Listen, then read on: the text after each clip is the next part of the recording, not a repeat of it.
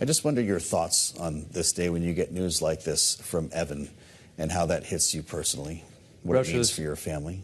Russia's legal system is a sham. No one should be giving it any credence. There's no due process. There's no presumption of innocence. As a matter of fact, the Russian leader declared Evan a CIA spy several months ago before the trial. Of course, we find this news to be very troubling. Now, Alsu's case is covered in secrecy, even though she's not accused of espionage or treason. But as far as we know, the case is going to trial at some point where we don't even know the date. The trial may as well have taken place as far as we know.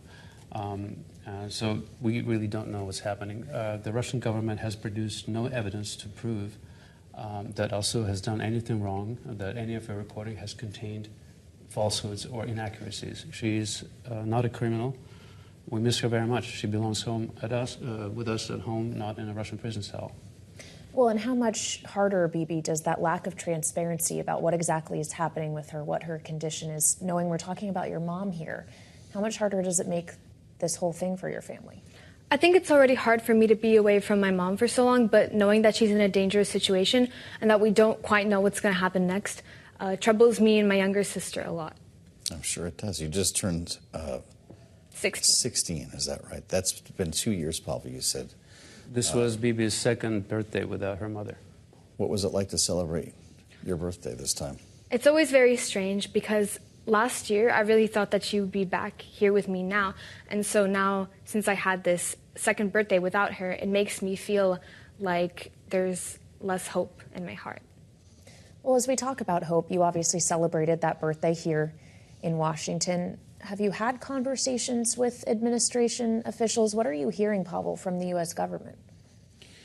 Well, first of all, I appreciate the support that we as a family have received from the U.S. government. The government is on our side. There's no divide, no partisan divide when it comes to support for all Americans detained abroad. However, we still are advocating for Alsu to be designated wrongfully detained. Obviously, my ultimate goal is to bring Alsu back to her daughters, not to get a government designation. However, this designation would be an important step to that end. Regardless of the designation, we want Alsu to be treated as an American. She is a naturalized American.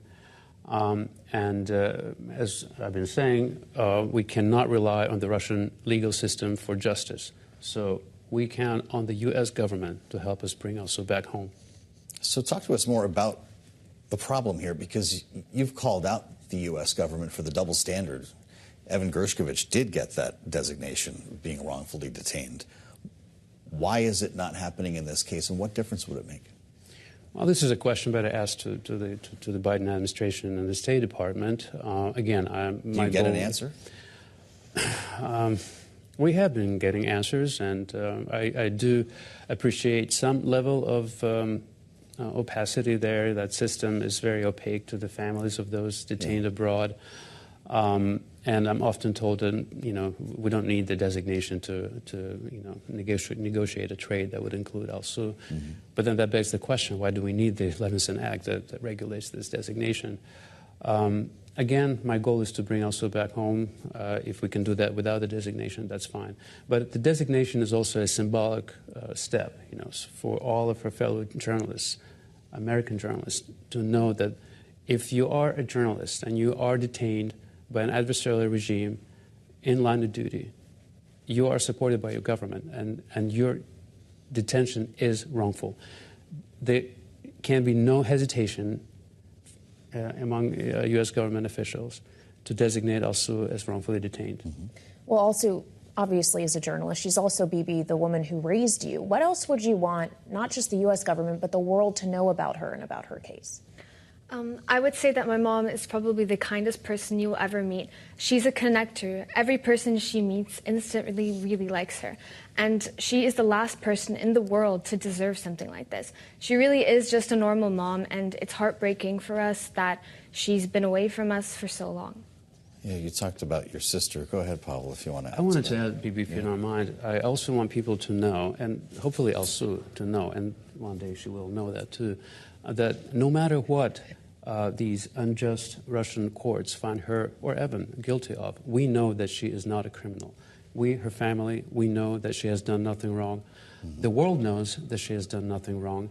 Her government knows that she has done nothing wrong.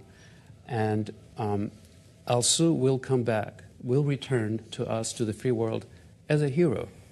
But her captors will forever bear that shame of tormenting an innocent woman, an innocent daughter of two young daughters, mother of two young daughters, sorry. We look forward to talking with you the day that that happens. You mentioned your sister.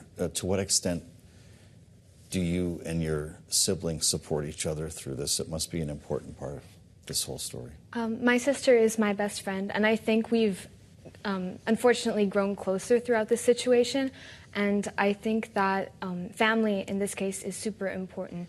And we talk to each other a lot, and we talk about how we miss our mom and how we just want her back. Yeah.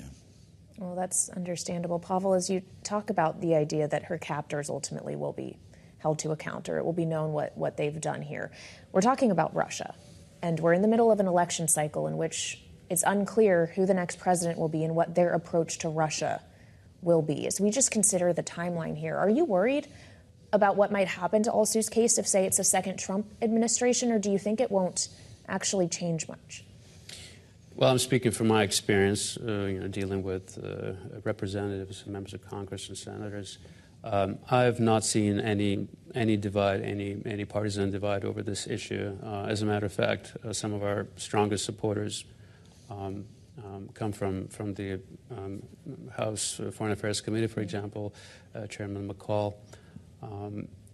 So I think Russia and the Russian government needs to understand that no matter who wins the White House, either administration will prioritize rescuing Americans held abroad. I hope so. I believe that's the case.